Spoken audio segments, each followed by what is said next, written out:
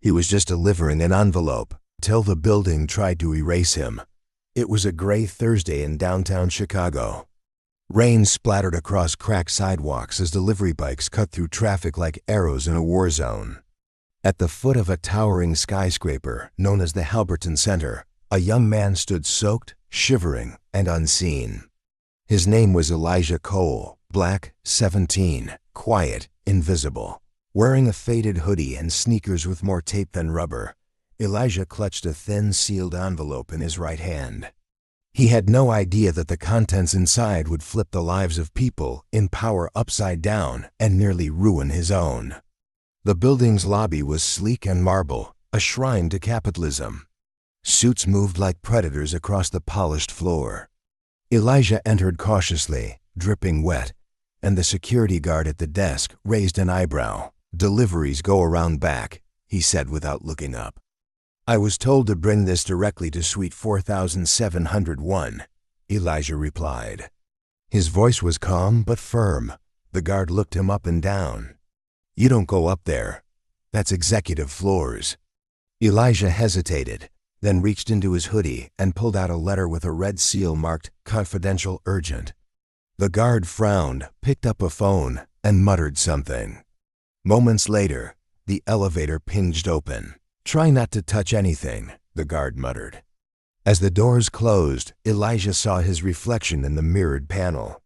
Raindrops trickled down his cheek like tears he'd never let fall. His heart pounded. Something didn't feel right.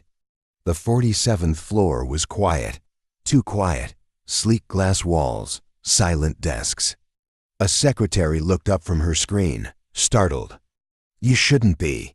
But before she could finish, a tall man in a navy suit stepped out of an office. His face was pale the moment he saw the envelope. "Who gave you that?" he demanded. Elijah blinked. "A woman outside. Said her name was Iris. Told me to bring this here. That it had to reach Mr. Denton personally." The man's eyes darted nervously. "You said Iris?" He snatched the envelope from Elijah's hand with trembling fingers. Then something happened. Within seconds, the entire energy in the office shifted. Phones rang, lights flickered. The man called for security on Elijah. 2 guards burst out of nowhere. "That's him!" The man yelled. He broke into the floor. Elijah raised his hands. "What are you talking about? I just delivered." He never got to finish. The guards grabbed him, shoved him face first against the marble, and snapped zip ties around his wrists. The secretary looked horrified, but said nothing. "Call the police," the man in the suit growled. "Charge him with trespassing and attempted theft." And just like that, Elijah became a criminal. Down in a freezing police station cell, hours later, Elijah sat with his head bowed and wrists bruised. His mind spun in chaos. Who was Iris? Why had she given him that envelope? What had he just walked into? And above all, how was he supposed to prove his innocence when no one wanted to believe a black teenager from the South Side could be anything but guilty? The system wasn't broken. It was working exactly how it was built. But Elijah Cole was no ordinary kid. He had something the system didn't expect: a mind sharper than steel, and the will to fight back. The cell door clanged open like a gunshot in the silence. "Elijah Cole," a gruff voice barked. He looked up, eyes red but dry. No tears, just questions. A uniformed officer stood at the threshold with an expression that suggested this wasn't routine. "You Mabel, bail?" Elijah stood confused. Don't ask." Someone paid it in full. "You're free to go." Elijah stepped out, still processing the whirlwind of the past few hours. First the envelope, then the arrest. Now this? Outside the precinct, the city was still soaked from the afternoon storm. The streets glistened under the flickering lights, reflecting the chaos inside him. He barely made it 2 blocks before a voice stopped him. "Elijah." He turned. There she was. A woman in a long beige coat stood under a broken street lamp. Hair tied tight. Skin caramel brown. Eyes dark as coal, burning with something ancient fury, maybe. Or justice. She held an umbrella but didn't use it, letting the drizzle soak her in silence. "Iris?" Elijah asked, his voice raw. She nodded. "They arrested you." "What the hell was in that envelope?" "Proof of what?" She stepped closer, lowering her voice like the city itself was listening. "That the man who ordered your arrest, Mr. Denton, stole $40 million from a housing fund meant for the homeless. Your mother's housing application was one of thousands he buried. I worked for them once, until I didn't." Elijah's knees weakened. "You set me up," he muttered. "I gave you a choice," she said, calm. "Deliver it or you delivered it. That means you're braver than most. I didn't sign up to get arrested." "No," she said. "You signed up to make a difference." He shook his head, pacing in circles like a caged lion. "You don't know me." Iris smiled faintly. "You think I found you by accident?" A gust of wind sent papers flying from a nearby trash bin. One slapped against Elijah's leg. A newspaper. He picked it up. On the front page, an article about Denton's corporation, Halberton Holdings, receiving tax breaks for charity work in underserved communities. "Lies," Iris said, nodding toward the headline. "They profit from poverty. From people like your mother." Elijah stared at the words, the picture of Denton shaking hands with city officials, smiling. Powerful. Untouchable. "What do you want from me?" Elijah asked. "I want you to expose them," she said. "You already started. They saw your face. You're in this whether you like it or not. But if you're smart, you can win." "What?" She leaned in, her voice just above a whisper. "The war they never expected to lose." Later that night, back in his small apartment on the south side, Elijah sat across from his mother. Her eyes were tired, her hands calloused from decades cleaning offices like the one that had just tried to crush her son. "You okay, baby?" she asked. Elijah stared at the ceiling. "They tried to bury me." "But you're still here," she said. He thought about that. He thought about Denton, about the guards, about the laughter in the courtroom, about the way they had looked at him, not like a human, like a threat. Then he remembered Iris, her calm, her fire, her words. "You're in this whether you like it or not." He stood, walked to the window, and looked out over the city. If they were going to treat him like a criminal, then he'd make them regret giving him that origin story. Because this wasn't just about him anymore. It was about everyone like him. The next morning, Elijah didn't return to school. He didn't go to his part-time job either. Instead, he walked for nearly an hour, hoodie up, heart heavy, until he reached a place that had always felt safe. The South Loop Public Library. Not the modern, renovated kind with air conditioning and digital kiosks. This one smelled like wet pages and rusted heaters.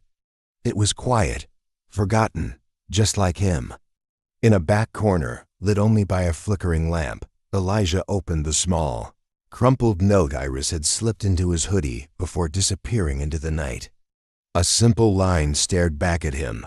"Halberton Holdings, internal audit log, reference code 13 Key Delta X. No instructions. No context, just that. But it was enough. For hours he sat at a dusty desktop computer from another decade, typing through databases, city contracts, legal archives, every rabbit hole he could find. His fingers were tired. His eyes burned, but he refused to stop. Most searches led nowhere. Links were broken, documents redacted, names erased, till one small tribunal filing ignored and buried deep triggered something. A name, Cassandra Green. She'd once worked as an internal accountant at Halberton Holdings. 2 years ago, she'd abruptly resigned. No farewell. No statement. Just vanished. But before she disappeared, she filed a single complaint with the city's labor tribunal. In it, she alleged falsification of financial records and the redirection of tens of millions in housing. Grant funds to shell corporations overseas. Her evidence? A confidential audit code, 13 Key Delta X. The same code Elijah now held in his hand. He sat back in the worn library chair, barely breathing, His hands trembled slightly, and not from the cold. This wasn't just about his wrongful arrest anymore. This was about how deep the rot went. Halberton wasn't just corrupt, they were predators, and Cassandra had tried to stop them, tried and disappeared. That night, Elijah found himself in a booth at a rundown 24-hour diner, the kind that hadn't changed since the 80s. Old jazz whispered from the speakers. Rain tapped gently on the foggy windows. He sat hunched over a plate of untouched fries, laptop open, mind racing. He reached out to Iris. He told her everything he'd found, the tribunal filing, Cassandra, the audit code. She replied almost instantly. Yes, her message read. That's her. You found the right woman. Elijah typed quickly, heart pounding. Where is she now? The answer came slower this time. But when it did, it hit like ice water. She's not in hiding, Iris wrote. She's homeless. He blinked, stunned. His thoughts stalled. Iris continued. She was last seen near the train station on 14th. She lives in a tent. No ID. No phone. They erased her. Elijah stared at the screen in disbelief. How did no one help her? He whispered, more to himself than anyone else. Another message popped up. Because no one believes the discarded, Iris wrote.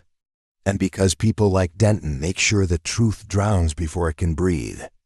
Elijah leaned back slowly, letting the weight of those words crush into his chest.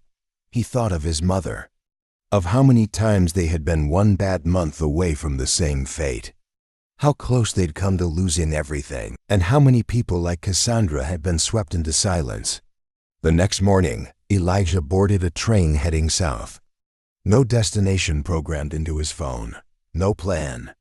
Just a name, a street, and a feeling deep in his bones. He got off at 14th Street. The air there was different, thicker, heavier. Beneath the overpass, rows of tents lined the sidewalk like scars the city refused to see. People moved slowly. Some had shopping carts. Some had nothing. Most didn't look up. Elijah walked for nearly an hour before he saw her. An older woman with short gray curls, sitting on a crate, feeding crumbs to pigeons that circled her like old friends. Her coat was frayed. Her gloves were fingerless. But she sat upright, spine straight, eyes clear. There was dignity in her stillness. Elijah approached carefully.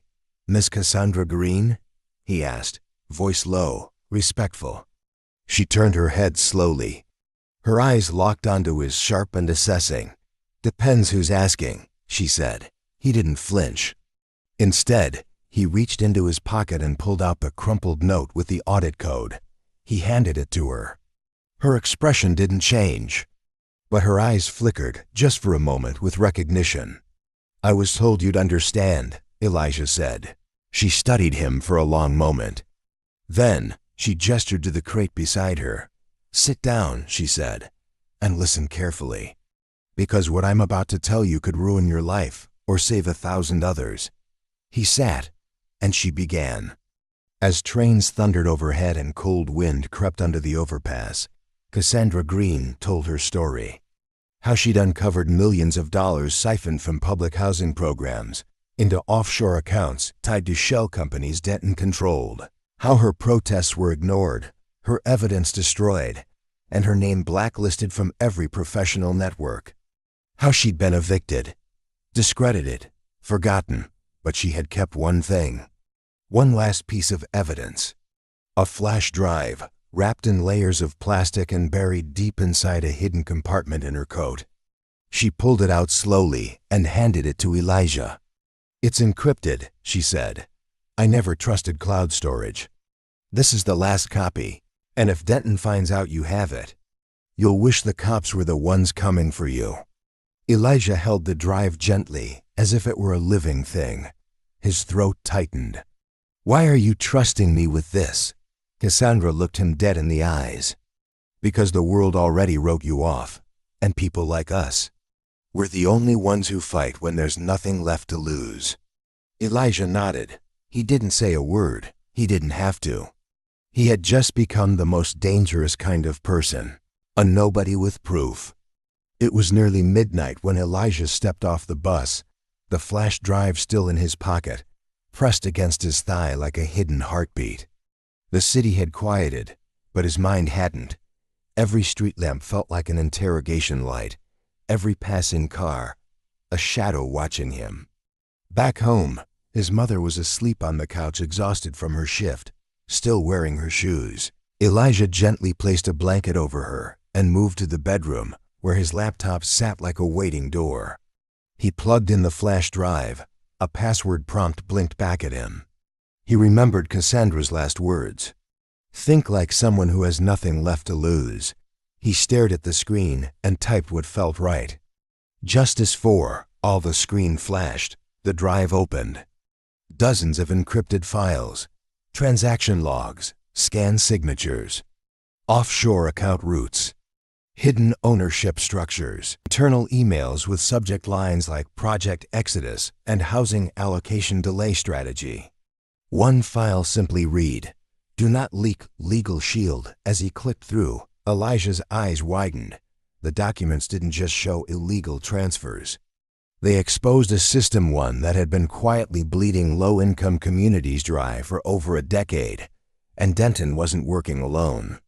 There were names, judges, real estate developers, city officials, even a charity CEO whose billboard was 2 blocks from Elijah's school.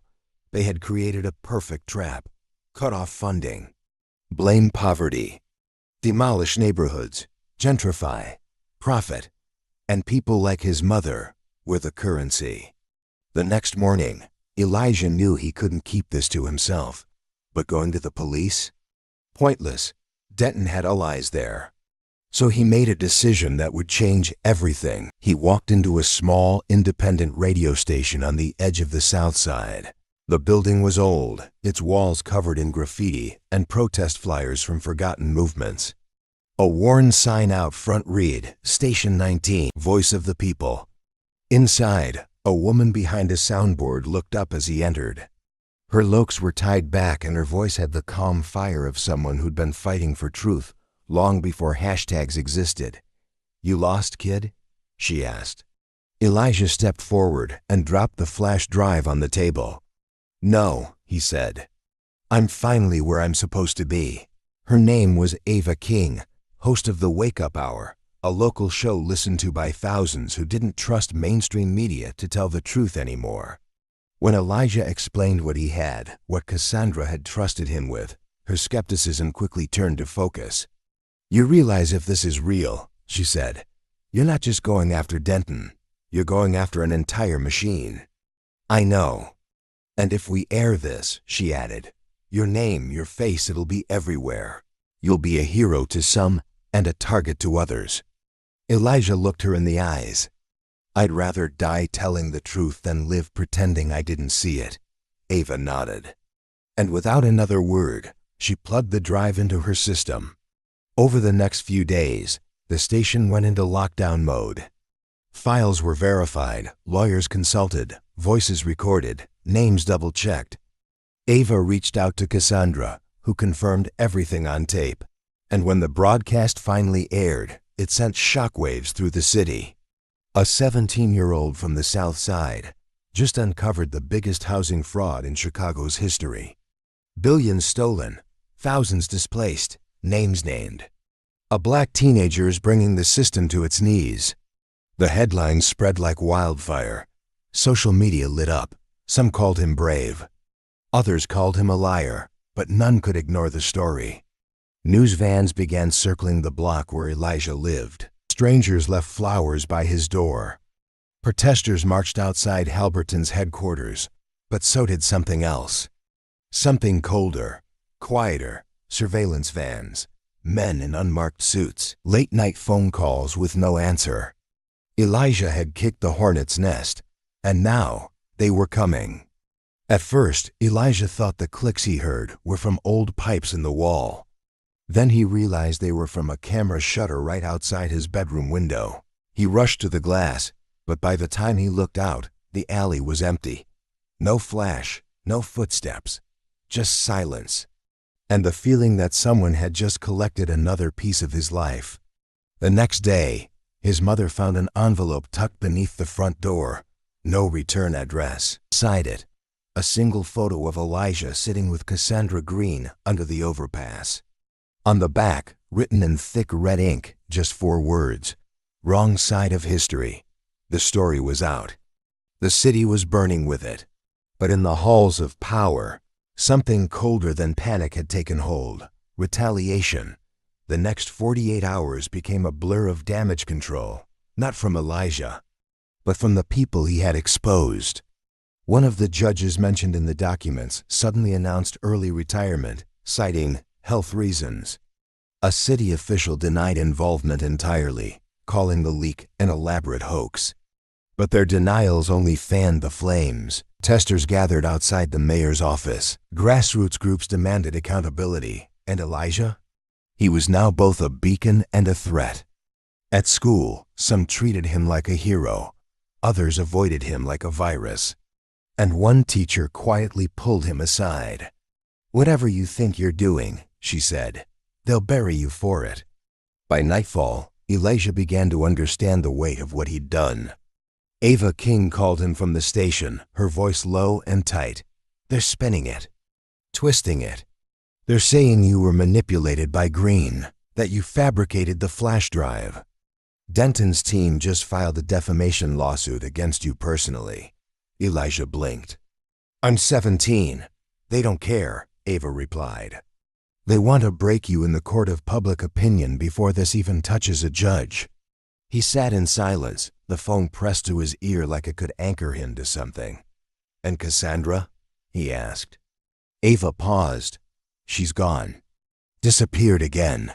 Later that night, Elijah stood alone in the kitchen, the overhead light flickering like it couldn't decide whether to give up. His mother sat nearby, sipping tea with shaking hands. "I didn't raise you to get into trouble," she said softly. "But I didn't raise you to run, either." He looked at her, this woman who had spent her entire life surviving, never asking for more than shelter and safety. "What if they come after you?" he asked. She reached across the table and took his hand. "Then we'll remind them that we don't scare easy." Elijah swallowed hard.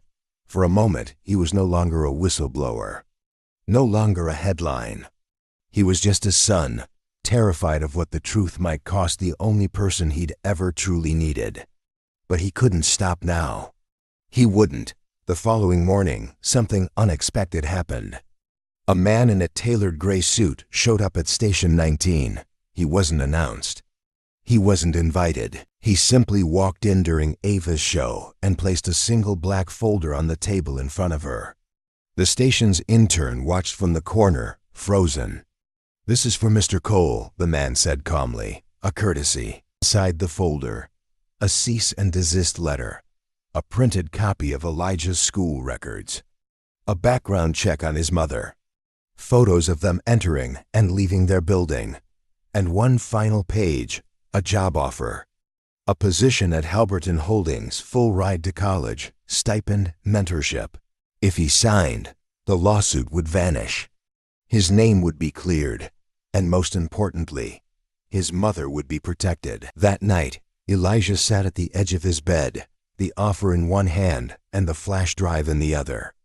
He could make it all disappear, trade justice for safety, truth for peace. He looked in the mirror, barely recognizing himself. Then he whispered, "If I do this, I become them." And with that, he placed the job offer into the trash and backed up the entire flash drive to 5 encrypted locations across the internet. Because he finally understood something Denton never would. You can silence a voice, but you can't stop an echo. The courtroom was colder than Elijah expected.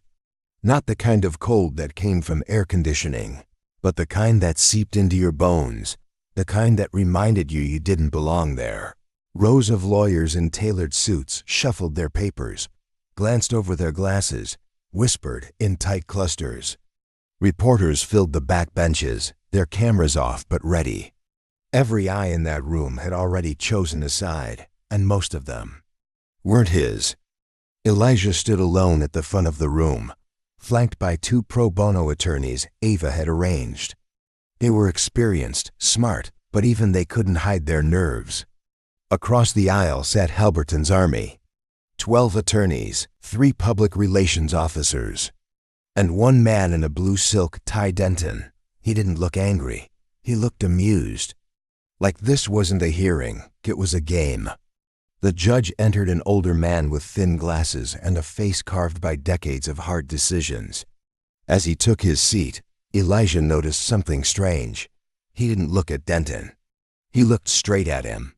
"Elijah Cole," the judge began, voice deep and slow. "You've been named in a civil defamation suit by Halberton Holdings, citing intentional harm, reputational damage, and distribution of stolen material." A low murmur echoed through the gallery. Elijah didn't flinch. The judge continued. "Do you understand the gravity of these accusations?" He nodded. "I do. But I also understand the gravity of the truth." Gasps rippled through the courtroom. One of Halberton's lawyers immediately objected. The judge raised a hand. "You'll have your turn. Let the boy speak." Elijah stepped forward, gripping the edge of the wooden table like it was the only thing holding him up. "I didn't steal anything. I revealed something. I didn't break into their systems. I was given evidence by a woman they left on the street to die. Her name is Cassandra Green. And what I shared wasn't fiction. It was fact." He paused. The room held its breath. "This isn't about a teenager getting it wrong. This is about a corporation getting caught." Across the aisle, Denton leaned back in his chair, arms crossed. His lead attorney, a silver-haired man named Prescott, stood and addressed the judge. "Your Honor, we appreciate the passion of this young man, but passion doesn't excuse theft. Nor does it absolve the broadcast of misleading data, which caused irreparable harm to Halberton stakeholders, partners, and board members." He turned to Elijah, voice thick with feigned sympathy. "Mr. Cole is a bright young man, but he's also a minor who was manipulated by a disgraced former employee with a personal vendetta. We ask that the court dismiss this crusade as emotional overreach and seal the records to protect all parties." Seal the records. Bury the truth. Again, but just before the judge could speak, one of Elijah's lawyers stood up. "If it pleases the court, we have something more." She handed the judge a folder. Inside, a new deposition, signed and time-stamped just hours earlier. Cassandra Green, alive, present, and no longer afraid. In the sworn statement, she detailed everything: the fraud, the forged documents, the threats, even the night she saw her own name erased from company databases. She named Denton, cited dates, attached original documents, and she ended with a single sentence: "If this court fails to act, it will prove that justice is reserved only for those who can afford it." The judge read in silence. Then slowly, he looked back up. "This isn't a trial yet," he said, his voice suddenly sharp. "But maybe it should be." He turned to Denton's legal team. "Until further review, this court issues an injunction. Halberton Holdings will cease all civil action against Mr. Elijah Cole, effective immediately." The room erupted in voices, some outraged, others astonished. But Elijah stood still. He hadn't won. Not yet. But he had survived the first ambush. He had spoken truth into a room designed to ignore it, and that was a beginning. Outside the courthouse, reporters swarmed. Cameras flashed. Microphones chased his every step. "Elijah, are you afraid for your safety? Elijah, do you believe Halberton will retaliate? Elijah, what do you say to the kids who see you as a hero?" He stopped, turned, faced the lenses head on. "I'm not a hero," he said. "I'm just someone who stopped waiting to be rescued." And with that, he walked away, shoulders high, eyes forward. A boy carrying a war on his back. They didn't send lawyers this time. They sent silence. Emails stopped arriving. Phone calls weren't returned. Even the cameras outside Elijah's home stopped flashing. It was quiet. Too quiet, and that's how Elijah knew something was coming. 2 weeks after the court hearing, something shifted. A leak, but this time it didn't come from Elijah. A whistleblower from inside City Hall anonymously released an audio recording. A meeting between Denton, the deputy mayor, and a state judge discussing how to manage the fallout from Elijah's broadcast and control the narrative. The voices were unmistakable, so were the words. Suddenly, it wasn't just about stolen housing funds. It was about collusion, cover-ups, corruption at the highest level. And now, it was undeniable. The story exploded. Major outlets picked it up. Networks that had ignored Elijah's name were now scrambling for interviews. #Justice for the Southside trended nationally. Ava King's station became a war room. Her phone didn't stop ringing. And Halberton Holdings? They went into crisis mode. Stock prices dropped. 2 board members resigned. And then, finally, the Attorney General announced it. An official federal investigation into Halberton Holdings and all associated government contracts. But with the spotlight came danger. Elijah began receiving threats again, but now they were more precise, personal. A text message arrived one night with just a name. Vera Cole, his mother. That was the last line. The red line. Ava offered to move them both to a safe house. At first, Elijah resisted. He didn't want to run. But when he found a GPS tracker taped under his backpack, he agreed. They left under the cover of night, escorted by off-duty officers who volunteered after hearing his story on the radio. The safe house was a 2-bedroom flat above a church on the edge of the city. No internet, no TV, just silence, scripture, and the ticking of an old clock.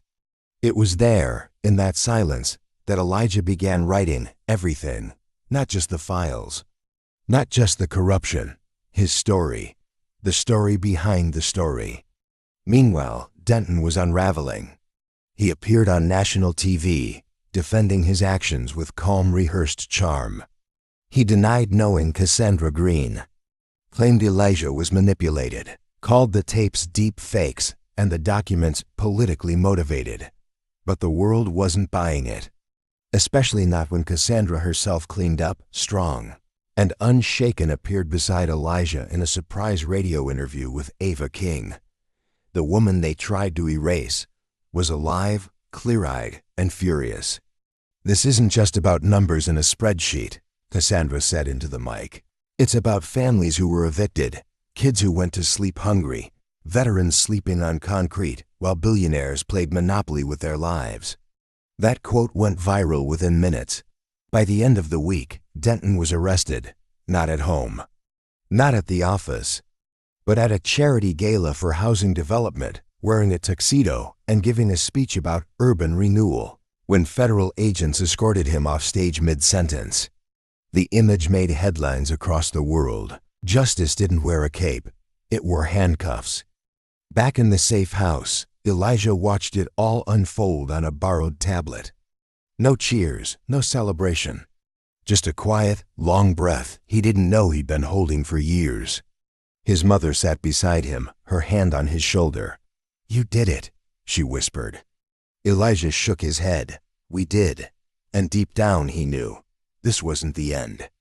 Because for every Denton exposed, there were 10 more watching in the shadows waiting. But now the world was watching too. And one voice had made it echo. 1 month later, the courtroom was packed again. But this time, Elijah wasn't the defendant. He was the witness.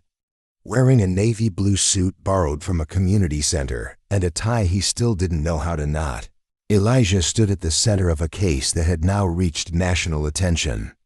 The United States v. Halberton Holdings, a federal trial. And the testimony that could break the entire chain of corruption was his.